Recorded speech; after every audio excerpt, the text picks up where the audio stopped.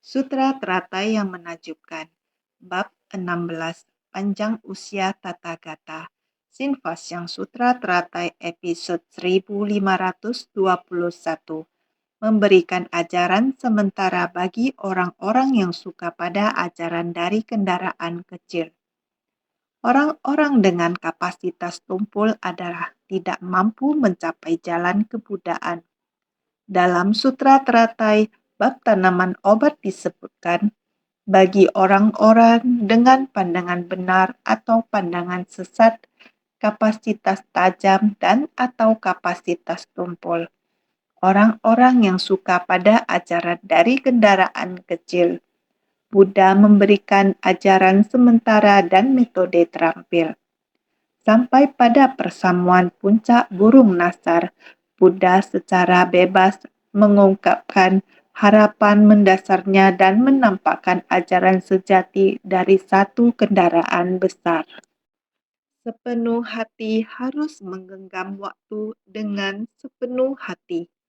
Orang-orang dengan kapasitas tumpul adalah tidak mampu mencapai jalan kebudaan.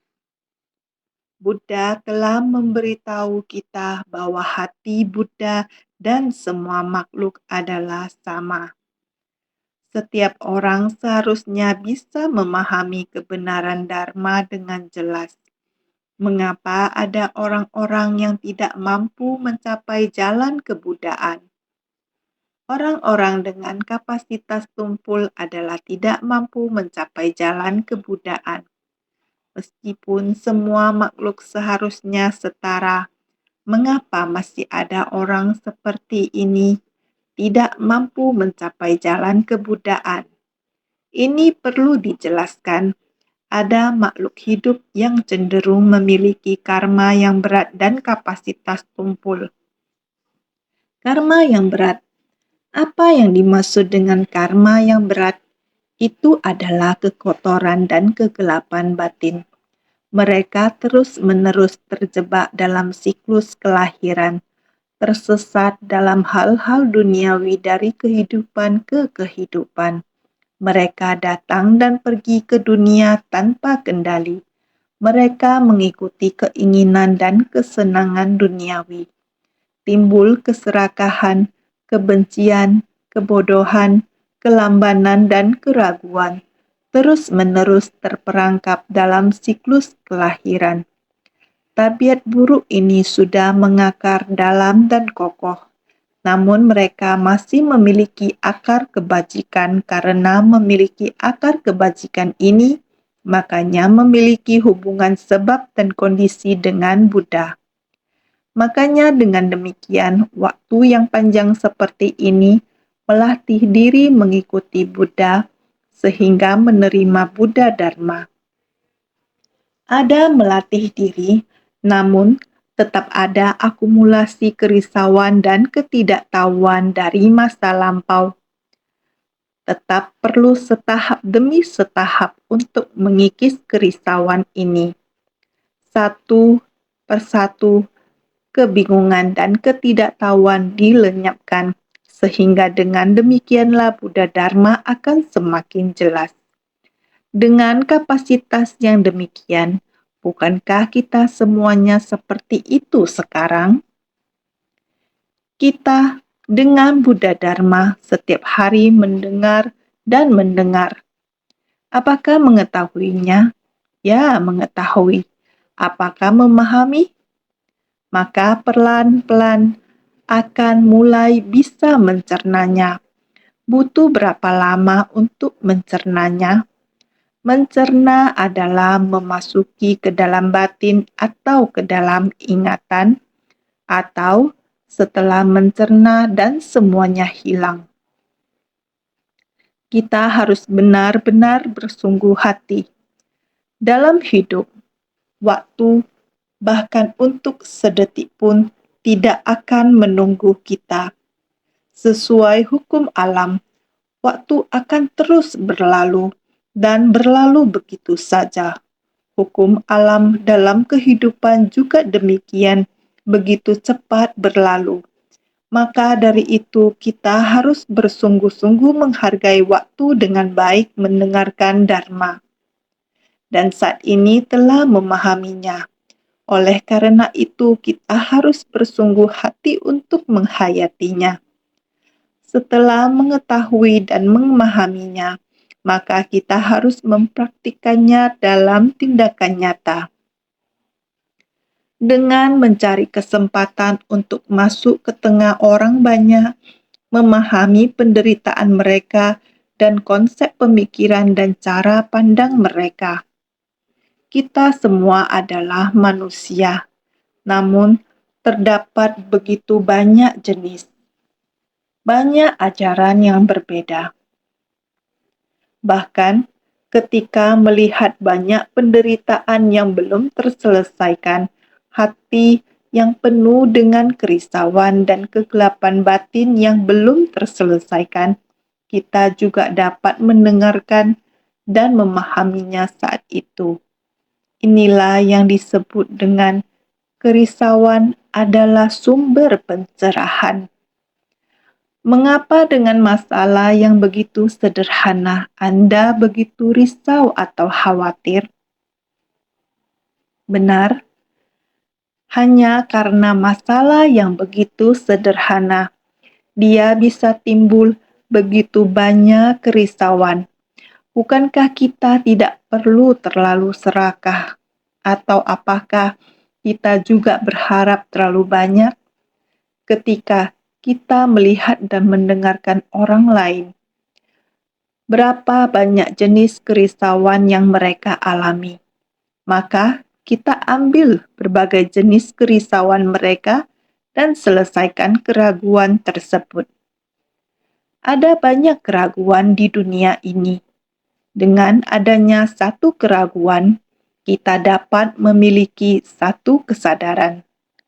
Lihatlah orang lain, mengapa di tempat tersebut seperti ini tersangkut, terjerat, kerisauan tidak bisa terurai.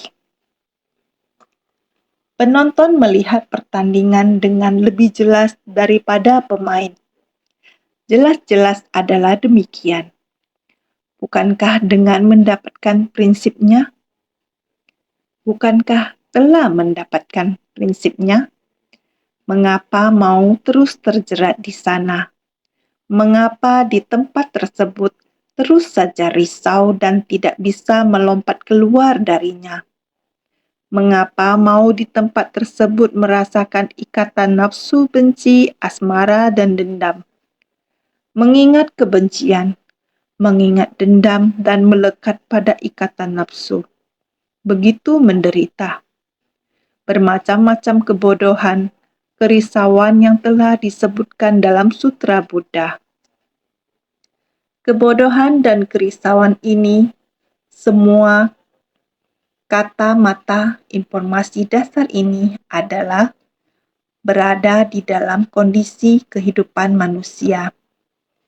Di dalam kerumunan manusia atau masyarakat kita menemukan bukan hanya tulisan di dalam naskah, bukan Sang Buddha yang mengungkapkannya kepada kita, membuat kita menyebabkan sangat banyak ketidaktahuan, membuat kelahiran dan kematian kita tidak bisa ditentukan oleh diri sendiri. Sumber dari semua ini ternyata terdapat di dalam kerumunan orang banyak. Kerumunan orang banyak adalah demikian: keserakahan, kebencian, kebodohan, kesombongan, keraguan, ikatan nafsu, benci, asmara, dendam, penderitaan yang tidak berujung, lahir, tua, sakit, mati, berpisah dengan yang dicintai, dan lain-lain. Semua ini terdapat di dalam dunia manusia. Semua penderitaan ini ternyata adalah Dharma. Dharma, Sang Buddha membabarkan Dharma demi kita adalah untuk menguraikan kepada kita bahwa dunia manusia memiliki begitu banyak penderitaan. Anda harus mengetahui mengenai dharma ini barulah bisa untuk mengobati atau menyembuhkan penderitaan-penderitaan itu. Mengetahui tentang penderitaan barulah bisa melenyapkan penderitaan. Hanya melihat orang lain kesulitan sebagaimana adanya, berjuang melewati kesulitan, kita baru bisa menjadi lebih waspada terhadap hal yang harus kita lakukan dan yang tidak harus lakukan. Jika kita memiliki kekurangan, haruskah kita tidak mengingatkan diri kita sendiri untuk tetap waspada dan segera memperbaiki diri? Ini terjadi di dunia ini. Buddha Dharma tidak terpisahkan dengan Dharma duniawi. Singkat kata, ini menyangkut hal-hal yang semula ada dalam kehidupan manusia. Buddha Dharma sudah menjelaskan kepada kita. Sang Buddha menerapkan Dharma pada kerisauan, memberitahu kita bahwa kita harus selalu waspada. Jadi, kita harus sangat berhati-hati. Jika kita memiliki kapasitas yang tumpul, hanya terus mendengarkan Dharma. Saya bersukacita dalam mendengarkan Dharma. Mendengarkan Dharma dapat mengembangkan kebijaksanaan. Tetapi sejauh itulah kita melangkah. Kita hanya mendengar nama dan wujud saja. Sebenarnya, kita masih melekat pada kerisauan di tengah orang banyak. Kita tidak mau menyelesaikan kerisauan kita. Kita mungkin baru saja mendengarkan dengan jelas. Kita harus melepaskan kerisauan kita dan kembali ke kehidupan kita sehari-hari. Jika kita masih memperhitungkan dan melekatnya, ini adalah kapasitas yang tumpul. Kita menyebutnya sebagai orang-orang dengan kapasitas tumpul. Jika kembali pada zaman Buddha, di antara para muridnya, beliau membabarkan Dharma sesuai kapasitas mereka. Sama juga, hanya memberi manfaat bagi diri sendiri. Orang yang berkapasitas kecil, mereka hanya melekat pada diri sendiri. Saya tahu penderitaan. Saya harus memutuskan samsara. Saya tidak akan kembali ke dunia lagi. Demikianlah pemikiran mereka. Mereka tidak ingin maju satu langkah lebih jauh. Mereka merasa saya hanya ingin membebaskan diri sendiri. Sangat mengerikan. Mereka takut akan keterikatan sebab dan kondisi di dunia ini, sehingga mereka terus berdiam dalam batas dunia mereka sendiri. Oleh karena itu, Buddha berkata bahwa ini juga sangat bodoh. Orang yang demikian tidak bersedia maju selangkah untuk menerima Dharma dari kendaraan tunggal. Ini tidak mampu mencapai jalan kebudaan, tidak bersedia menerima, tidak bersedia terjun di tengah orang banyak, tidak bersedia untuk bersumbangsih dan berinteraksi dengan para makhluk. Ini bagaimana bisa mencapai kebudaan. 6 paramita dan segala praktiknya tidak dipraktikkan. Bagaimana bisa menuju jalan kebudaan? Jadi tidak mampu mencapai jalan kebudaan. Bab tanaman obat juga mengatakan demikian.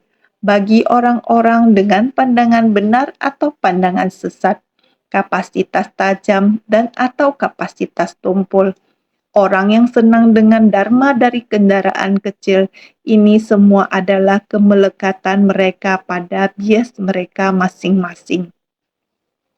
Kemelekatan mereka pada Dharma yang ingin mereka latih, meskipun mereka bisa mendengarkan Buddha Dharma secara langsung, meskipun mereka bisa mempraktikkan di era Buddha. Namun, mereka memiliki bias mereka sendiri. Inilah mengapa Buddha membabarkan bab perumpamaan tanaman obat ini. Bab perumpamaan tanaman obat. Di atas tanah yang sama dan di tempat yang sama, ada bunga kecil, rumput kecil, pohon kecil, dan akar dan cabang kecil. Juga ada pohon besar dengan akar dan cabang besar di atas tanah ini. Ini sangat mudah. Jika kita berjalan keluar, kita dapat melihatnya. Oleh karena itu, ini adalah perumpamaan untuk akar kapasitas. Akar kecil pohon kecil. Ini merujuk pada orang yang suka pada ajaran dari kendaraan kecil. Karena akar dan pohon kecil hanya membutuhkan sedikit air. Sama seperti pot bunga kecil ini, ataupun pot bunga yang lebih kecil ini. Pot bunga yang kecil ini, yang mini ini, hanya membutuhkan setetes air untuk memenuhinya. Tetapi pot bunga yang ini membutuhkan sedikit air, menggunakan air di telapak tangan, dan tanaman tersebut sudah terendam. Air yang diserap sedikit. Apabila kita memberinya terlalu banyak, maka tidak akan ada gunanya. Prinsip yang sama, orang dengan akar kapasitas kecil sama seperti tempat atau pot yang kecil ini. Dharma yang diserap hanya sedikit sekali. Inilah yang disebut dengan akar kapasitas rendah. Orang-orang yang suka pada ajaran dari kendaraan kecil. Maka Buddha hanya dapat memberikan ajaran sementara dan metode terampil.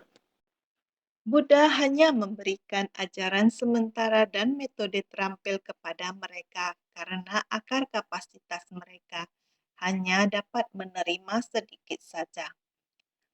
Mereka sendiri tidak ingin bertekad lebih besar lagi. Apabila mereka ingin bertekad lebih besar lagi, maka pot mini ini akan dapat menjadi pohon kecil. Apabila bersedia untuk berpindah atau mengganti pot, tidak lama kemudian maka pohon ini akan menjadi pohon besar. Jika kita memindahkannya ke atas tanah, tidak ada yang membatasi pertumbuhannya. Dengan sendirinya akan terlepas dari pembatasannya. Dapat mengembangkan akarnya ke dalam tanah, menumbuhkan cabang-cabangnya. Daunnya akan tumbuh subur. Dengan sendirinya akan menjadi sebuah pohon besar. Ini adalah bejana. Bejana kecil inilah yang membatasi, bukan pohon ini yang kecil, tetapi bejana ini yang terlalu kecil, yang membatasi pohon mengembangkan cabang-cabangnya. Cabang-cabang pohon tidak dapat keluar, seperti halnya batin kita. Maka seharusnya kita melapangkan batin, barulah dapat menerima ajaran Buddha Dharma, dan kemudian pohon ini dapat tumbuh berkembang dengan bebas. Saat itulah batin kita terbebaskan, bebas dari batasan dan ikatan, dapat direnggangkan keluar. Ini adalah ajaran kendaraan besar. Ajaran kendaraan kecil dibatasi, maka cara pandang kita juga dibatasi, dan juga kesempatan kita untuk mengembangkan akar dan tunas.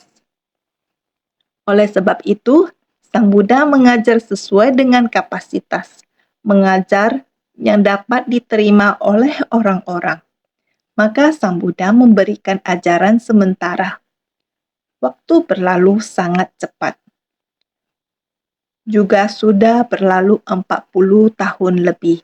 Sang Buddha juga sudah memasuki usia tua sehingga mau tidak mau harus dibabarkan. Lama sebelumnya, di mana harapan mendasarnya masih belum diungkapkan keluar. Sebersih pikiran pertama sesaat setelah mencapai kebudaan, bahwa semua makhluk memiliki sifat kebudaan. Semua orang dapat mencapai Buddha. Hal ini masih belum secara terbuka diberitahukan kepada semua orang. Dan saat inilah waktunya untuk membabarkannya. Sampai di masa persamuhan puncak burung nasar, Sang Buddha akhirnya mengutarakan harapan mendasarnya. Sampai pada persamuhan puncak burung nasar, Buddha secara bebas mengungkapkan harapan mendasarnya sehingga saat ini akan membabarkan harapan mendasar dan dharma dari dalam hatinya secara menyeluruh. Menampakkan ajaran sejati dari satu kendaraan besar. Inilah mengapa Buddha ingin untuk mengutarakan harapan mendasarnya, ingin untuk membabarkan apa yang telah diketemukannya. Apa yang telah diketemukannya, apakah berasal dari kehidupan ini saja? Sejak awal sekali sudah diketemukan, bahkan sudah dipraktikkan secara nyata. Kemudian, berulang kali datang dan pergi pada kalpa butiran debu ini. Selalu berada selama di kalpa sebanyak butiran debu ini. Terus-menerus tiada waktu dan tiada tempat yang tanpa kehadirannya. Dharma selalu dipergunakan pada dunia manusia. Hanya saja sebab dan jalinan jodoh pada masa ke masa, sehingga kali ini adalah sebab dan jalinan jodoh Buddha di masa ini, bermanifestasi menjadi Buddha. Di saat itu, lebih dari 2000 tahun yang lalu, Dharma Buddha benar-benar ada di dunia, bukan mewakili masa lalu. Tidak ada Dharma Buddha. Masa lalu adalah sama dengan Dharma Buddha Sakyamuni kita. Ada Dharma sejati, ada Dharma mirip, ada kemunduran Dharma, ada masa tidak ada Buddha. Dharma Buddha ini pelan-pelan akan tidak ada sebutan nama. Buddha, Dharma, Sangha sudah tidak ada lagi. Prinsip kebenaran pelan-pelan mundur dan lenyap tertutupi, tidak ada orang yang menggunakannya lagi. Seperti kita saat ini, barang yang digunakan, gunakan sampai satu masa barang ini tidak terlihat dan lenyap. Prinsip kebenaran yang sama. Oleh karena itu, Buddha dulu juga sangat banyak Buddha yang muncul adalah di saat banyak Buddha di dalamnya memohon Dharma. Saat masa banyak Buddha juga mendapatkan peramalan, juga melewati masa banyak Buddha. Menyadari Dharma Buddha juga berhasil ke atas memohon, ke bawah membimbing. Juga sudah membimbing banyak orang. Ini adalah Buddha sudah mencapai kebuddhaan. Oleh karena itu, naskah sutra di depannya. Pada setiap tempat, aku menyebutkan diri sendiri memiliki nama yang berbeda-beda. Usai bisa saja tua atau muda. Aku juga sekarang menyatakan bahwa aku akan memasuki parinirwana. Aku juga menggunakan berbagai metode terampil untuk membabarkan dharma yang halus dan menakjubkan, memungkinkan para makhluk untuk membangkitkan hati sukacita. Sutra Teratai bab 16, panjang usia Tathagata. Ini berarti bahwa dalam jangka waktu berapapun Sang Buddha berada di segala tempat. Beliau terwujud di segala tempat untuk mengajarkan Dharma. Setiap saat beliau datang ke alam manusia. Pada setiap tempat beliau hadir, setiap saat dengan nama yang berbeda. Jadi, aku menyebutkan diri sendiri memiliki nama yang berbeda-beda. Ketika saatnya, usia bisa saja tua atau muda. Tidak peduli berapa panjang kehidupannya, beliau selalu menampilkan wujudnya untuk mengajarkan Dharma sepanjang kurun waktu yang begitu panjang. Dalam berbagai bentuk kehidupan, dengan berbagai usia, berbeda nama dan sebagainya, beliau selalu berulang kali kembali ke dunia. Beliau mewujudkan penampakan kelahiran dan kematian di dunia ini untuk mengingatkan manusia agar waspada. Beliau menggunakan prinsip-prinsip untuk memperingatkan mereka. Dengan cara ini, beliau mengajarkan Dharma dengan menggunakan berbagai metode terampil untuk membabarkan Dharma. Sepanjang masa kehidupan, beliau menggunakan berbagai macam bentuk kehidupan untuk mengajar makhluk hidup, memungkinkan para makhluk untuk membangkitkan hati sukacita. Beliau dapat membantu makhluk hidup membangkitkan tekad untuk mencari Buddha Dharma. Ini adalah pengalaman Sang Buddha yang terwujud di dunia ini di masa lalu. Pengalamannya terlalu banyak untuk dihitung.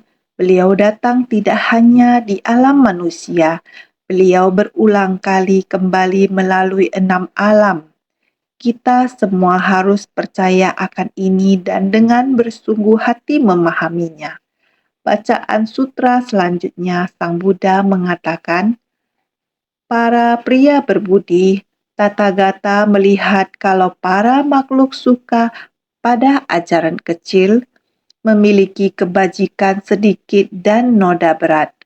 Bagi orang-orang ini, aku berkata bahwa pada usia muda, aku meninggalkan kehidupan berkeluarga dan mencapai Anuttara Samyak Sambodhi. Sutra Teratai Bab 16, Panjang Usia Tathagata. Buddha mengatakan hal demikian. Para pria berbudi. Tathagata adalah Sakyamuni. Saya, Buddha Sakyamuni melihat para makhluk dengan sangat halus. Semua orang rata-rata suka pada ajaran kecil. Semua demi diri sendiri, hanya memberi manfaat bagi diri sendiri. Bahkan jika memiliki jalinan jodoh bersedia untuk membina diri. Namun kebanyakan orang akan lebih condong demi diri sendiri. Para makhluk yang suka pada ajaran kecil melatih diri hanya demi diri sendiri, yaitu memiliki kebajikan kecil dan noda berat. Berkah dari melatih diri sangatlah sedikit. Kekuatan karma ini harus dikikis habis. Masih banyak kekuatan karma yang harus dikikis dikarenakan jalinan jodoh ini. Jalinan jodoh bajik, hukum sebab akibat. Jalinan jodoh bajik belum terpenuhi, terakumulasi. Benih yang sudah ditanam di masa lampau masih belum terkikis sepenuhnya. Demikianlah benih ditanam. Demikian pula buah balasan yang diterima.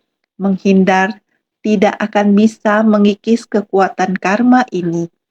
Kekuatan karma ini akan tetap ada, menghindar hanya untuk sementara.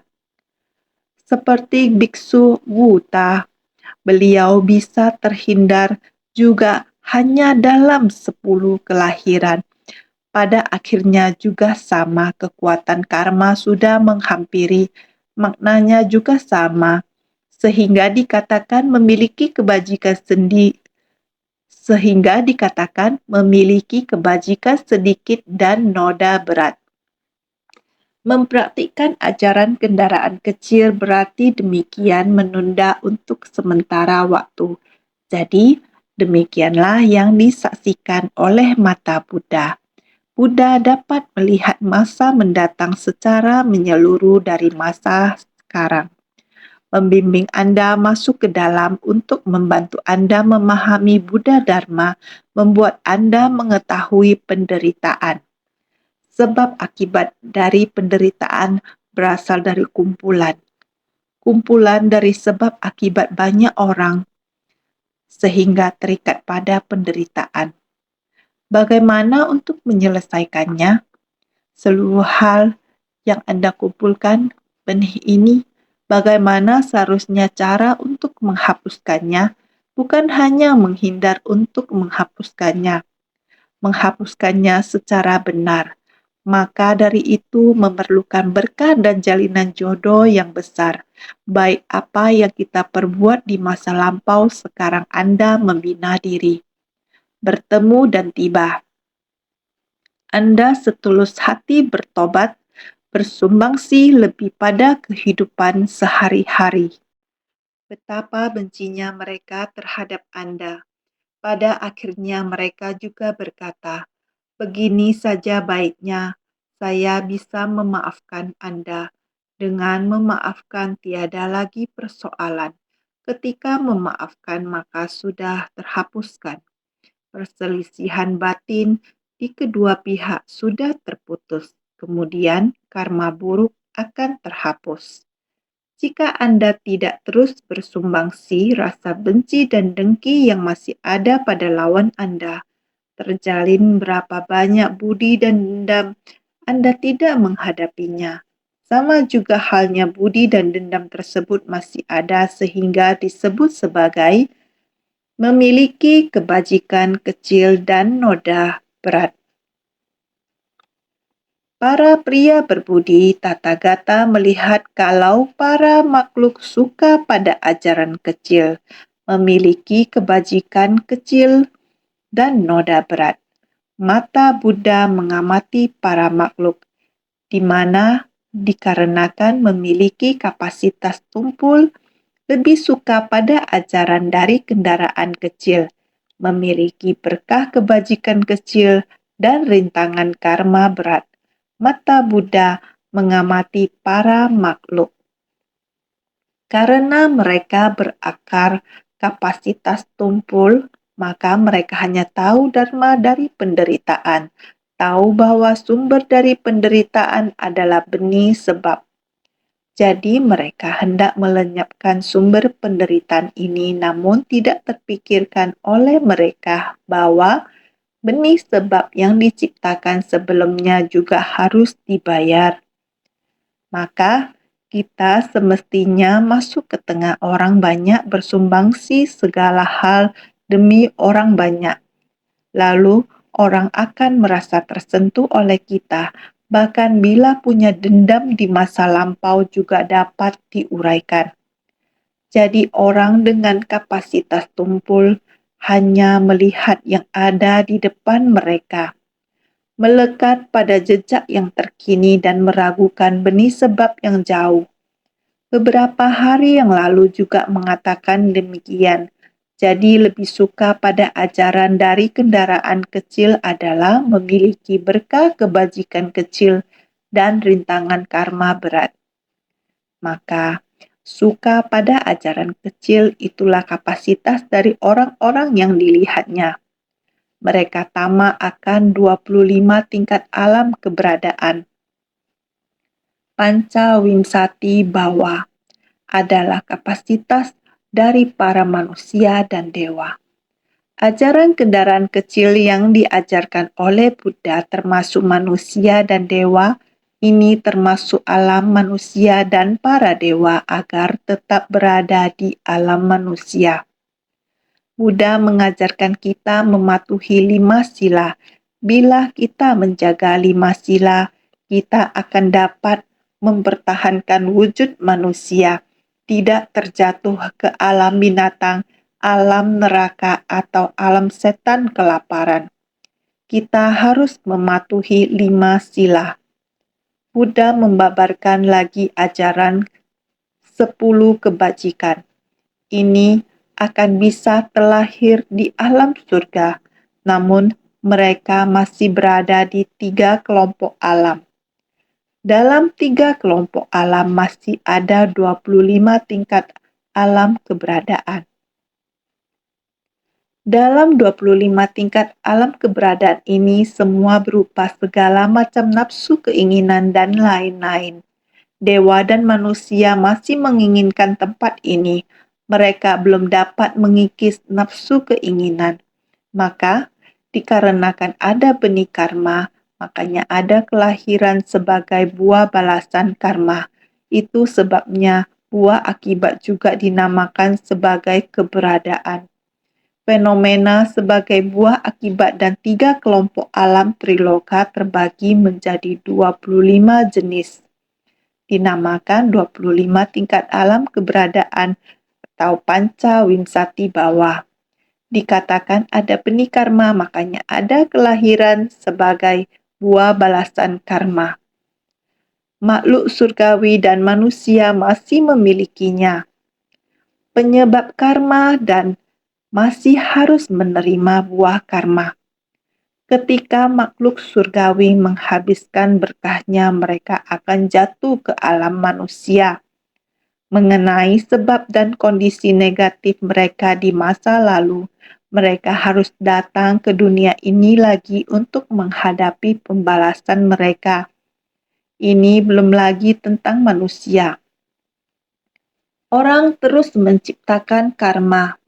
Demikian pula setelah napas terakhir kita, di alam manakah kita akan menarik nafas selanjutnya? Kita tidak tahu. Jadi, kita semua mendapat balasannya karena sebab karma kita. Kita memiliki retribusi. Jadi, kita punya buah ini. Benih karma terus berkembang biak. Ini disebut keberadaan. Ini adalah 25 tingkat alam keberadaan. Bahkan jika kita memupuk berkah manusia dan berkah surgawi, kita masih memiliki 25 tingkat alam keberadaan. Oleh karena itu, fenomena sebagai buah akibat pada 3 kelompok alam. Jika sebagai buah akibat pada 3 kelompok alam, maka terbagi menjadi 25 jenis dan juga dinamakan dengan 25 tingkat alam keberadaan. Dikarenakan dalam 3 kelompok alam yang diantaranya alam keserakahan, alam nafsu keinginan, alam wujud rupa, dan alam tanpa wujud rupa, yang dimana semuanya memiliki niat pikiran. Alam keserakahan atau alam nafsu ialah wujud, yakni wujud kasar. Alam wujud rupa, dikarenakan ada berbagai macam wujud dan rupa. Sangat sulit menghindari pikiran ketamakan. Lalu bagaimana dengan alam tanpa wujud rupa? Walaupun tidak ada keberadaan ketamakan akan wujud, tetapi masih memiliki pikiran yang serupa di dalam batin. Masih dapat terbangkitkan pikiran seperti itu, maka dengan itu keberadaan ini tetaplah bagian dari sebersit kerisauan. Tetap masih berada dalam 3 alam kehidupan. Maka demikian, tamak dan melekat pada nirwana dan mencapai pembebasan diri sendiri saja adalah kapasitas dari 2 kendaraan. Orang-orang ini suka pada pengajaran bertahap. Walaupun sudah bertekad dalam melatih diri, tetapi tetap sama halnya masih memiliki keserakahan. Serakah dalam hal apakah yang dimaksud itu? Ialah serakah dalam mencapai nirwana dengan dapat lenyap semuanya. Tamak dan melekat pada nirwana dan mencapai pembebasan bagi diri sendiri saja adalah kapasitas dari 2 kendaraan. Orang-orang ini suka pada pengajaran bertahap, makanya Buddha mengambil jalan berputar dengan menerapkan metode terampil, memberikan pengajaran dan bimbingan sesuai kapasitas. Orang-orang ini semuanya dinamakan suka pada ajaran kecil. Orang yang mempraktikkan ajaran kendaraan kecil, mereka berpikir bahwa lenyap sudah sepenuhnya lenyap. tidak ada lagi hukum sebab akibat yang berkaitan dengannya. Dia mengira demikian, oleh karena itu mereka mendambakan nirwana dan mencapai pembebasan bagi diri sendiri saja. Ini adalah kapasitas dari dua kendaraan, yaitu Sravaka dan Paceka Buddha. Orang-orang yang membina diri masih tetap melekat pada pembebasan bagi diri sendiri. Mereka masih belum memahami benih sebab yang mereka ciptakan, masih belum terhapuskan. Hanya sementara menghindarinya. Itu saja, bukan untuk selamanya. Maka, untuk melatih diri mereka sendiri, inilah yang Buddha inginkan. Semua orang untuk masuk ke kerumunan orang banyak. Maka orang-orang ini suka pada pengajaran bertahap. Mereka dengan kapasitas dari dua kendaraan, Sravaka dan Paceka Buddha adalah orang-orang ini suka pada pengajaran bertahap. Mereka setahap demi setahap. Buddha hanya bisa menggunakan ajaran kecil ini membantu mereka selangkah demi selangkah. Makanya Buddha mengambil jalan berputar dengan menerapkan metode terampil, memberikan pengajaran dan bimbingan sesuai kapasitas. Buddha sangat berusaha keras, perlu mengambil jalan berputar untuk memberi pengajaran, barulah mereka perlahan dapat kembali ke jalan kebudaan. Ini disebut orang-orang yang suka pada ajaran kecil.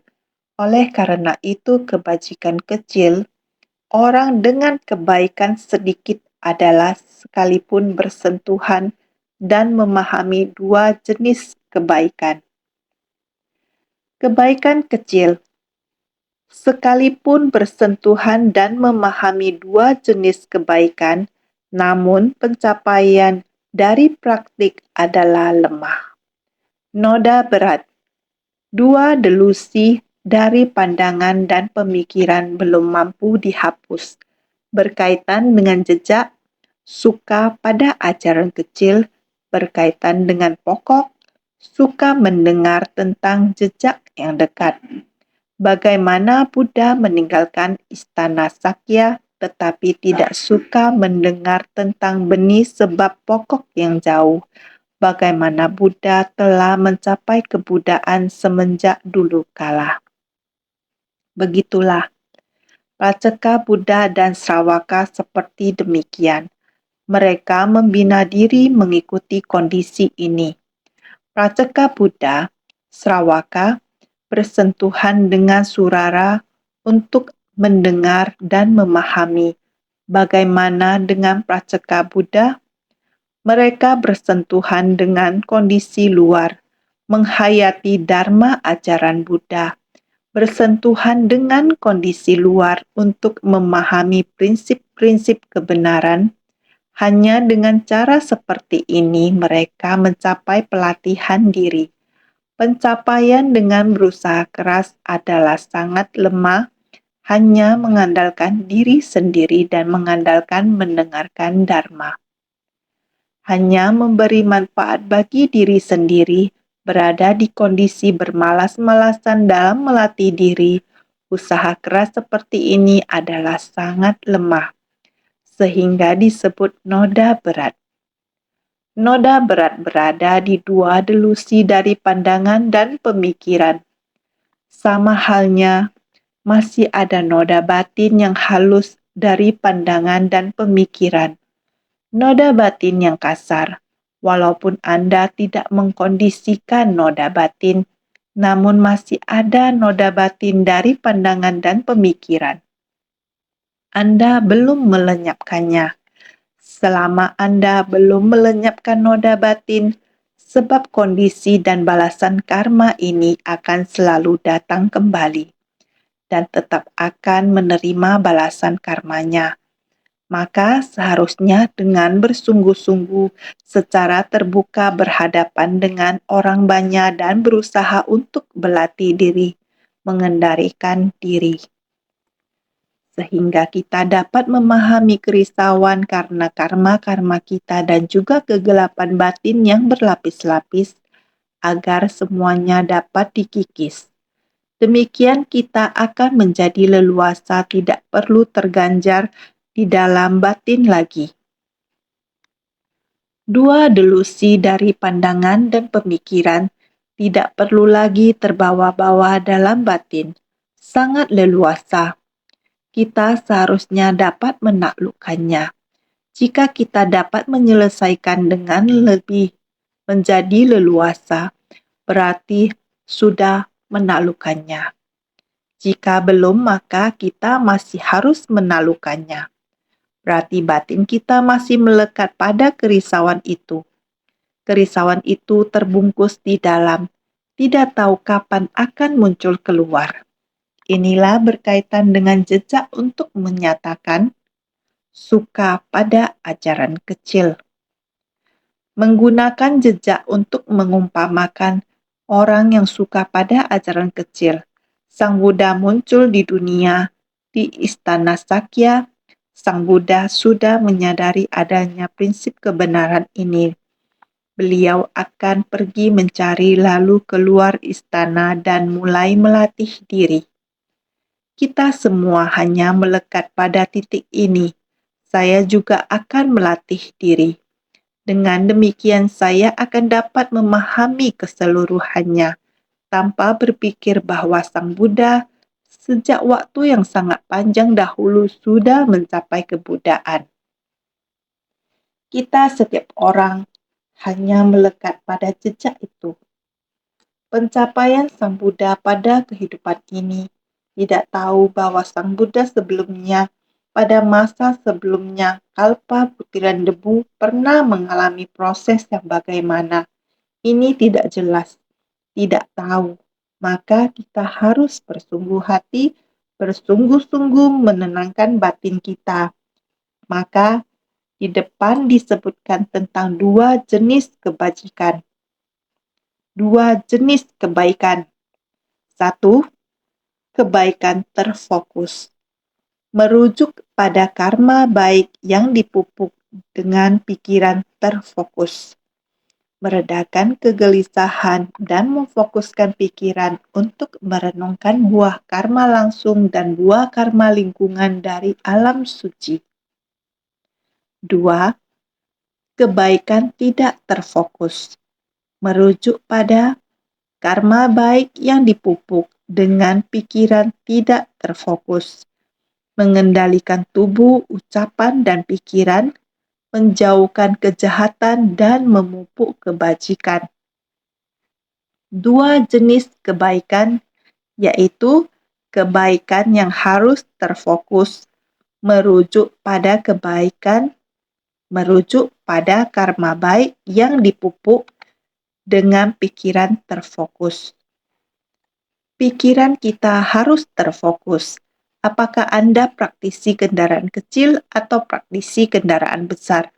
Pikiran terfokus ini adalah berfokus pada kebaikan. Ini harus ada.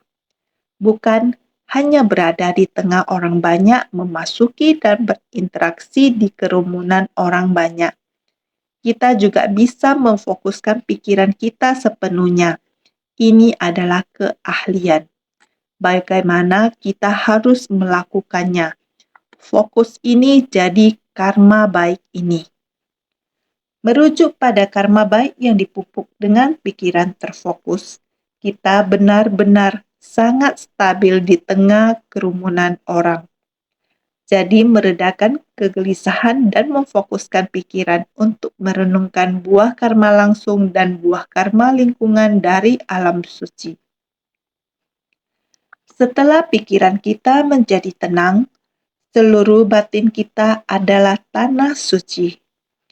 Meskipun kita berada di kerumunan orang yang penuh kekotoran dan kekeruhan, batin kita masih merupakan tanah suci. Di tengah air yang kotor, bunga teratai bermekaran. Prinsip kebenaran yang sama, kita harus berlatih di tengah kerumunan orang. Dan yang kedua, yaitu kebaikan tidak terfokus. Merujuk pada karma baik yang dipupuk dengan pikiran tidak terfokus. Itu berarti tidak profesional. Akan tetapi, kebaikan ini melihat orang bijak dan memikirkan hal yang sama. Hal baik Anda lakukan. Saya juga bersuka cita dan ikut melakukannya. Anda mengatakan kepada saya ini adalah hal baik. Saya juga datang belajar. Harus bagaimana mempelajarinya? Harus mulai dari tubuh, ucapan, dan pikiran. Tidak melakukan segala bentuk kejahatan, senantiasa mengembangkan kebajikan. Ini adalah bodhisattva yang berpikiran baru atau terbuka. Pikiran masih belum terfokus, akan tetapi harus ada yang membimbingnya. Mulai melihat orang bijak dan memikirkan hal yang sama dan bersedia belajar, ini adalah menuju kebaikan. Tubuh, ucapan, dan pikiran bersedia melakukan pembinaan diri ke arah kebaikan. Jadi ini adalah membuka jalan dan membentangkan jalan. Membuka jalan, membentangkan jalan. Bagaimana kita membukanya? Membiarkan orang lain melihatnya, membimbing orang, prinsip kebenaran yang sama. Orang-orang ini memiliki kapasitas kecil yang bukan bermula dari sekarang saja. Jika dari awal sudah suka pada ajaran besar, maka Buddha tidak akan mengatakan tentang aspek jejak dari awal sampai sekarang, dan Buddha akan mengatakan kalau dari awal hingga sekarang telah pun mencapai kebudaan. Semua ini dibabarkan bagi orang-orang yang suka pada ajaran kecil dan memiliki kapasitas rendah. Seluruhnya adalah orang-orang yang memiliki kapasitas kecil. Orang-orang yang memiliki kapasitas kecil yang bukan bermula dari sekarang saja. Ini harus kita ketahui, semua orang yang memiliki kapasitas kecil dilihat pada saat ini. Tidak diketahui apakah di masa lampau orang-orang berkapasitas kecil ini muncul di tempat ini. Tidak diketahui dharma baik yang sebenarnya, bukan dimulai dari saat ini. Maka, seharusnya suka dengan dharma agung, harus mengetahui asal-muasal dari akar kebajikan ini, yaitu sejak masa lampau. Kita sendiri sejak masa tanpa awal hingga saat ini. Maka, Buddha tidak akan mengatakan tentang aspek jejak dari awal sampai sekarang. Karena semua orang masih melekat pada kebajikan kecil. Itu hanya kebajikan tidak terfokus dan kebajikan terfokus. Masih di dalam kapasitas kecil. Dia masih belum mengetahui, tidak dapat memahami berkalpa-kalpa sebelumnya yang membangkitkan tekad tersebut. Akar mendasar membangkitkan tekad masih belum diketahui. Sehingga Sang Buddha tidak dapat membabarkan dharma pada saat itu. Dalam 40 tahun, hanya membabarkan dharma aspek jejak. Pada kehidupan ini, kapan keluar dari istana? Dalam beberapa tahun terus membabarkan dharma kecil dan agung menyesuaikan dengan akar kapasitas. Pada saat membabarkan ini juga bertindak di saat itu. Juga bertindak di saat itu, semua orang dapat melihat, dapat mendengar di tempat tersebut. Sang Buddha mulai membabarkan pada masa kalpa tak terhingga. Ini adalah dari awal sampai sekarang mencapai kebudayaan harus membabarkan masa lampau dan masa kini.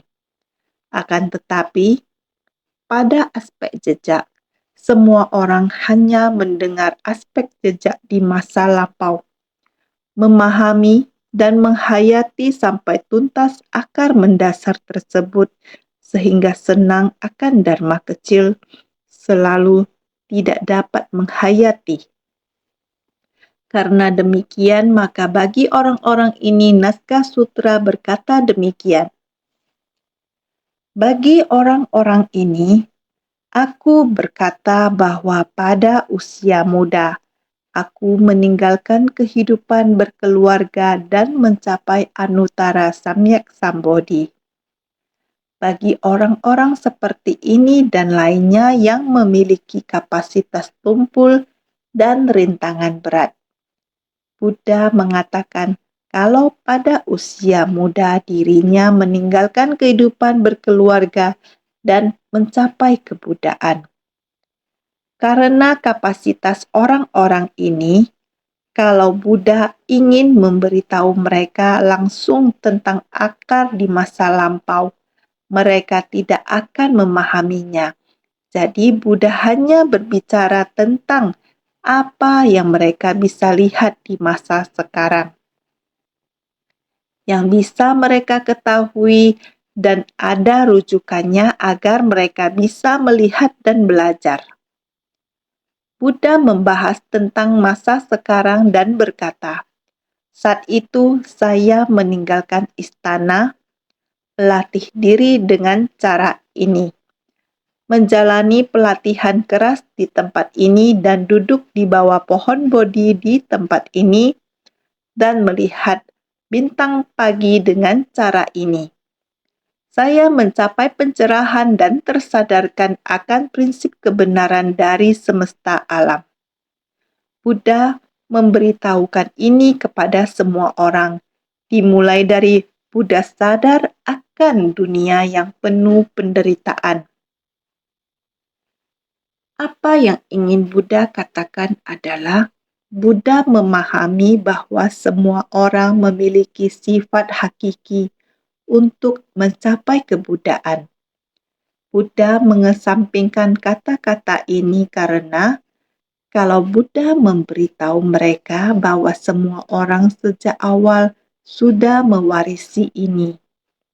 Bila Buddha mengatakan ini pada semua orang, mereka tidak akan memahaminya. Jadi meskipun Buddha mengatakannya, tidak akan ada gunanya karena mereka tidak percaya. Jadi Buddha mengajari mereka berdasarkan hal-hal yang bisa mereka percayai pada saat itu. Ini adalah jejak yang dekat. Sementara yang asli pada masa lampau yang jauh sekali, Buddha mengajarkan ini saat berada di puncak burung Nasar. Inilah waktu ketika Buddha mengajarkannya.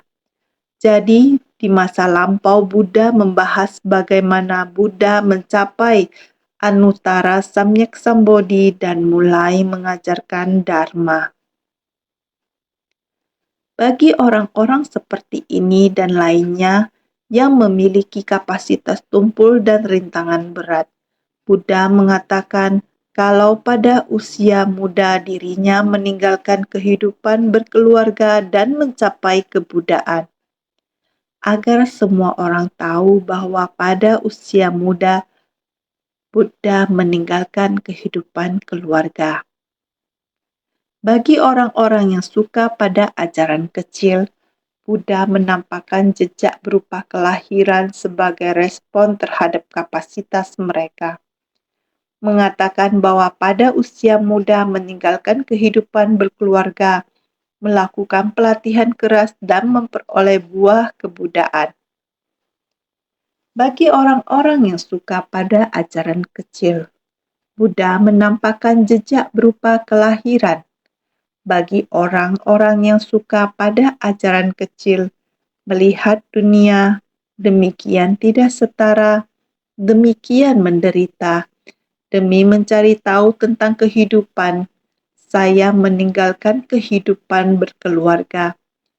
Setelah melakukan pelatihan diri, saya mendapatkan kebenaran sejati tentang kehidupan, sehingga sekarang menyampaikan ajaran ini kepada semua orang. Buddha demikian.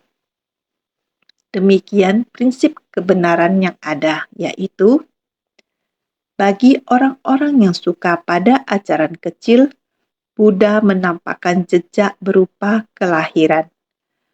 Karena jalinan jodoh ini sehingga dia sekarang ada di istana, lahir, dan melatih diri. Singkat kata, meninggalkan keluarga duniawi untuk melakukan pelatihan diri.